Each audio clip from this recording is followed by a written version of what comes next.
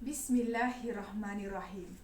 Saudara dan saudari, sudah sekian lama bumi ini berputar pada paksinya. Dan selama itu jugalah, landscape kehidupan manusia tidak pernah berubah. Masih mengejar kekayaan, kemewahan, keangkuhan sehingga kan sanggup menjadikan amalan berhutang sebagai dambaan. Biarpun waktu sudah beralih, seiring nyawa menghanyut usia, sejalan nafas mengejar dunia kita, kita masih lagi tidak meletakkan harga yang tinggi pada akal dan budi. Maka hadirin ayuh kita terokai satu tinta yang sering didengari, bijak urus wang, kunci bebas hutang. Saudara dan saudari, fitrah manusia kalau diadun-adunkan dengan nafsu berlebihan pasti akan membawa kebinasaan. Sekali berhutang, lagi dan lagi mahu berhutang sehingga dijadikan amalan. Saudara, takrif asal hutang ini jika disusuli tamsilnya melalui World Economic Forum memberi makna hutang, meminjam buat sementara dan memeterai perjanjian yang perlu dilunaskan. Maka benarlah kata Maurice Offord, cendekiawan ekonomi Amerika, sekiranya kamu meminjam dan berhutang, maka bersedialah saat kamu tidur dan berjaga. Ketika kamu lapar dan dahaga detik kamu bekerja dan berehat bersama keluarga, hakikatnya kamu masih berhutang. Kerana itu, Umar bin Abdul Aziz mewasiatkan kita agar tidak lazim berhutang kerana sesungguhnya hutang adalah kehinaan di siang hari, kesengsaraan di malam hari. Atas izhar inilah kita perlukan kewarasan dan kebijaksanaan dalam menguruskan kewangan. Justru, saya akan layarkan kepada anda 3 bahtera minda agar anda di luar sana memahami hasrat kebebasan hutang yang perlu dicapai melalui langkah yang bijak dalam menguruskan kewangan.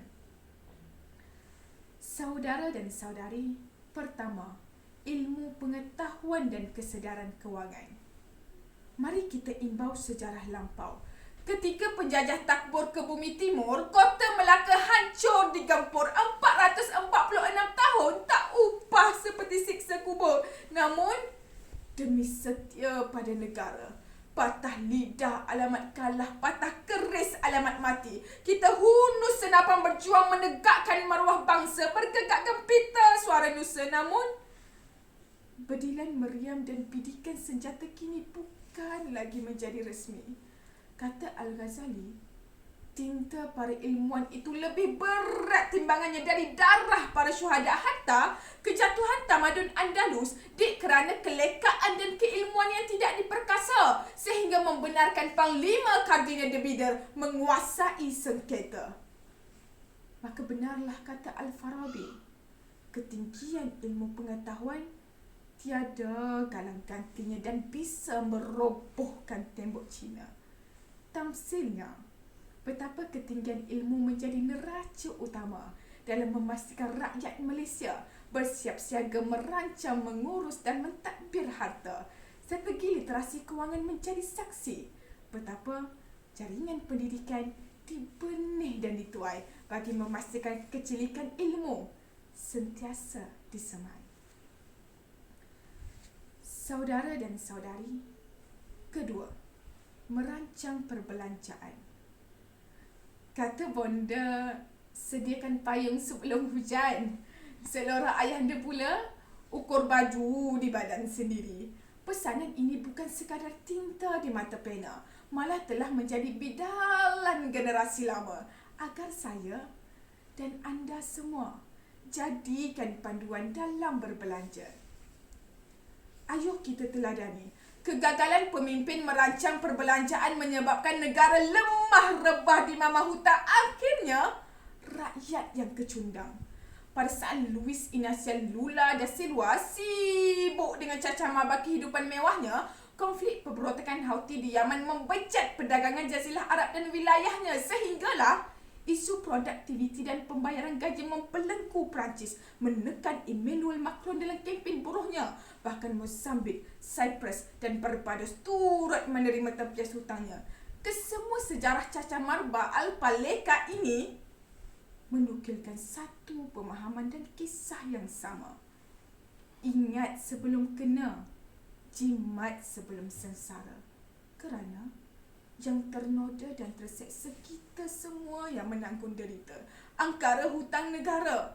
Dek kerana pemimpin mewah membazir dan gagal mengurus takbir, semuanya membawa dogma yang sama. Kegagalan merancang perbelanjaan, punca sebuah kebinasaan.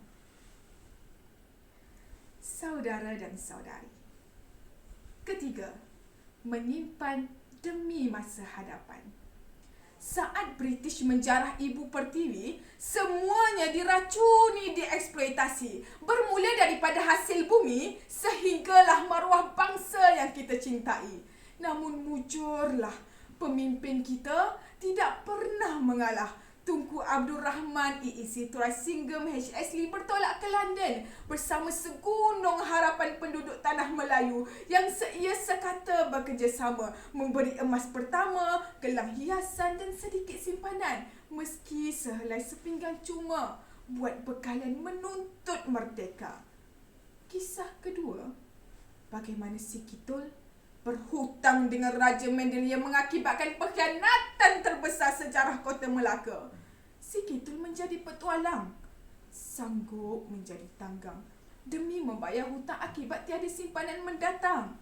Akhirnya, Melaka hanya tinggal pada nama. Hikayat ini menggambarkan dua intipati berbeza, namun membawa nilai yang sama. Biar apa pun risiko yang mendatang, simpanan pasti akan meleraikan keperitan. Khulasahnya, ilmu perlu ada. Berhemahlah dalam berbelanja dan menyimpanlah demi bekalan anda. Sekian. Terima kasih.